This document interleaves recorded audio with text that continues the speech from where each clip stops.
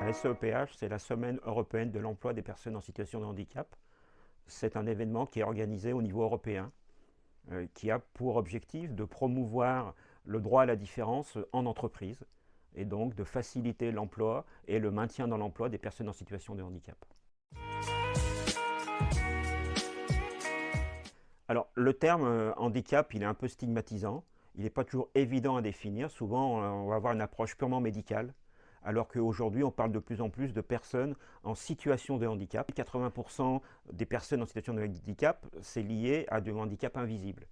Différentes pathologies, différentes maladies. Ça peut aller d'un diabète à la suite d'un cancer, en passant par des troubles musculo-squelettiques, des problèmes de dos. Il y a une large gamme de situations où on peut être à même d'être en situation de handicap temporaire ou définitif.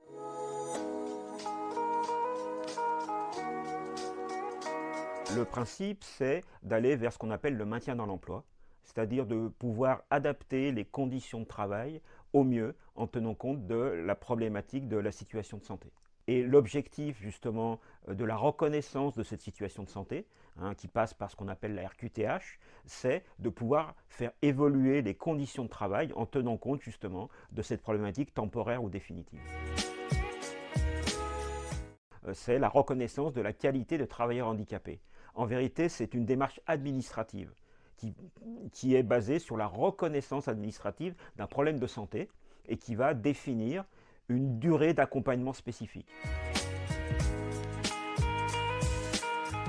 Alors, au sein de compétences et développement, on a décidé d'avoir une stratégie spécifique, c'est-à-dire que lorsque les gens entendent parler de RQTH, ils se retrouvent sur Internet avec un dossier de 25 pages extrêmement complexe où on leur explique qu'il faut être accompagné par un médecin, sécurité sociale, etc., une aide sociale. Et en général, les gens ont peur de se lancer dans cette démarche. Donc nous, on a décidé tout simplement de les accompagner. Donc je suis moi le référent handicap pour les salariés et dans ce cadre-là, j'accompagne tous les salariés qui souhaitent aller vers les RQTH.